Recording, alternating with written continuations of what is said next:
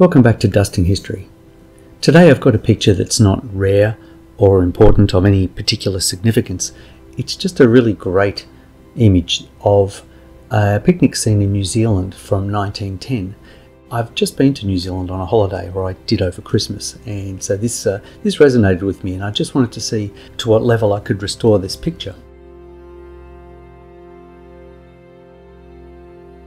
So first up, I've used a ruler tool to straighten the horizon, and now I'm going to crop it down to remove the original black border.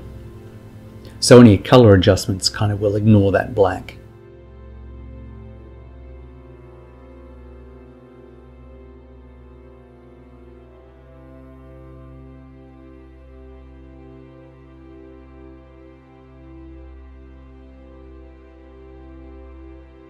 Next, I add a levels adjustment layer and set those little sliders to just to the black and white extremities of the image, excluding anywhere that there is no data.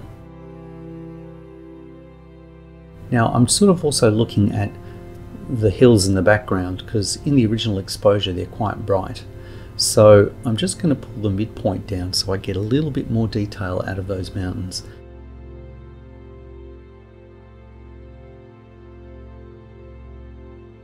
Now, looking at the shadows and highlights, I can also pull a little bit more. You can see there's a little bit more of those mountains to be had. Although if you pull it too far, you see it solarizes the people. It actually creates a really horrible looking, unbalanced image. So I'll do it with another levels adjustment layer. I'll pull the levels down so that I can clearly see the mountains. And then in the mask over there, I'll put a grad. Now a gradient, or a grad, is going to allow me to modify which part of the image gets that adjustment. So pulling the gradient down, you can see it sort of puts a darker tint on the top of the image, allowing that levels adjustment to become visible. Now that's a bit strong, so I can now balance that to how much I want, still keeping a sense of the sunlight.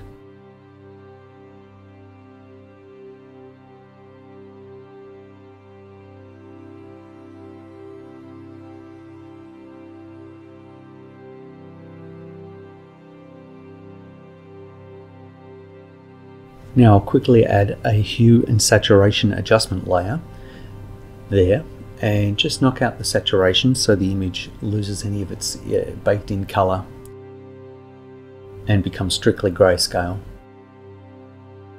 Then, as you can see, it's quite dirty.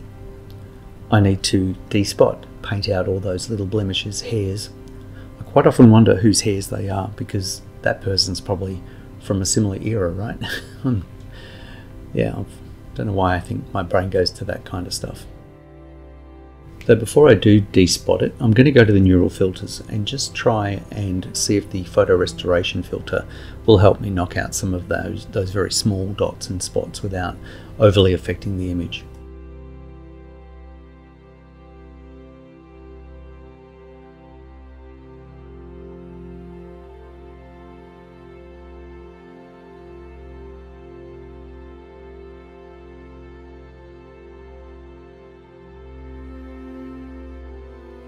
And you can see here, if I toggle on and off, a lot of those finer dots are just removed for me, which gives me a better base to start cleaning. So here I am despotting the image. This is sped up 600%.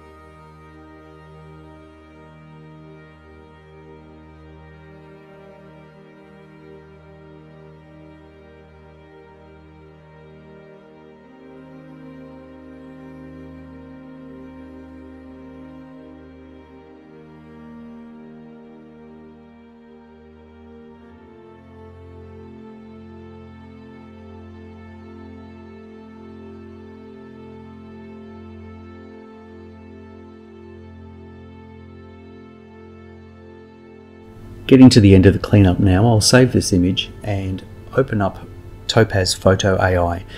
Great little program for adding a little enhanced resolution to an image like this.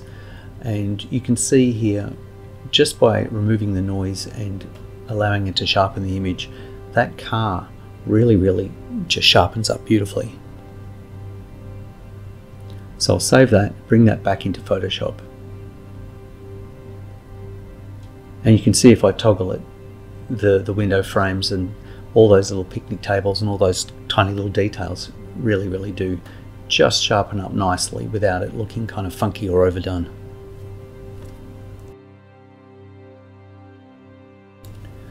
But as a result of the sharpening process, there's a ton of extra little dots that have now become visible. They've been pulled into relief by the sharpening process. So I do another pass of cleanup where I de-spot a lot of those tiny little speckles.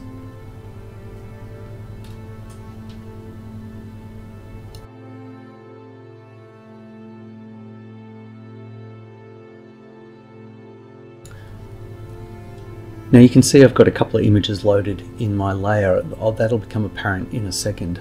Quite often when I do what I'm doing here, which is use the Colorize tab, I like to bring in some reference to see if it's made some good assumptions.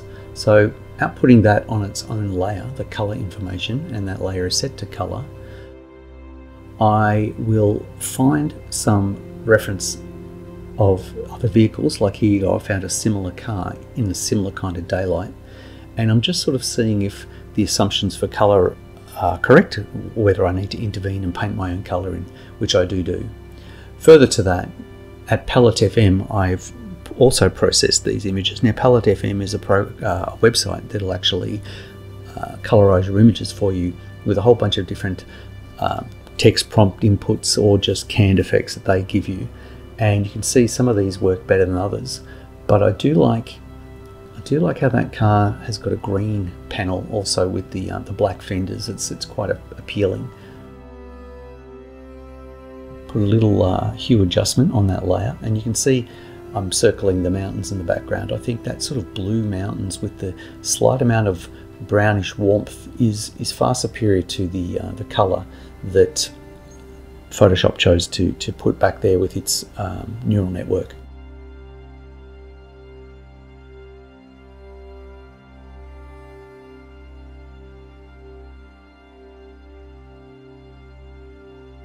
So returning to the reference, you can see I've also bought in another car. I found a green car just in case I wanted to keep this green that Palette FM chose as my primary, and I'm also just checking to see whether that's kind of a true representation of what that kind of green would look like. And not only is it green, it's also got blue in the highlights where the sky dome would have adjusted the Fresnel of the car paint and actually brought in a little bit of that sky, and it's really impressive. So I've chosen this as my primary layer. I've created a mask for that layer, and you can see that what I'm going to do is just gently paint in areas of the grass which I thought were slightly greener and slightly more interesting from the neural network layer. So I'm kind of combining both.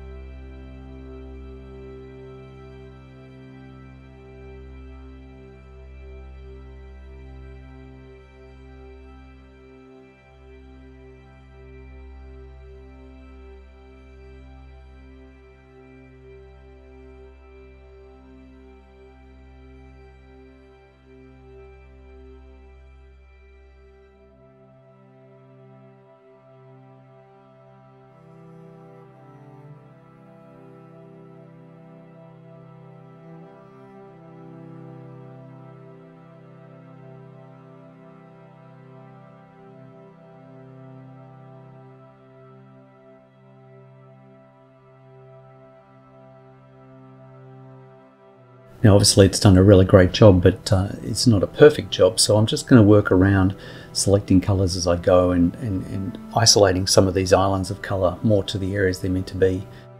Also selecting a bit of that blue and just introducing it at the bottom of that fender, leaving that lovely grey dirt.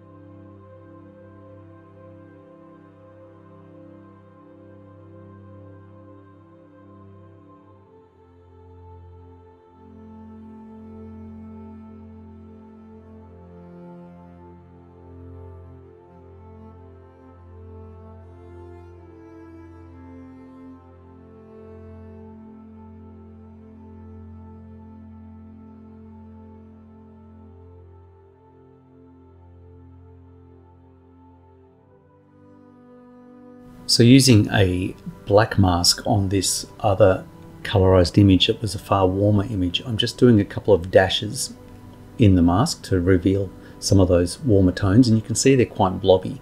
So going to the blur settings, I'm going to go down to motion blur and crank that up quite a bit. And what that'll do is you'll see there's a little wheel there with a horizontal line through it, and that you can tilt that in the direction you want your blur. But I want a horizontal blur just to smudge those colors left and right a little bit and make them feel a little bit more like color variations on that low tide.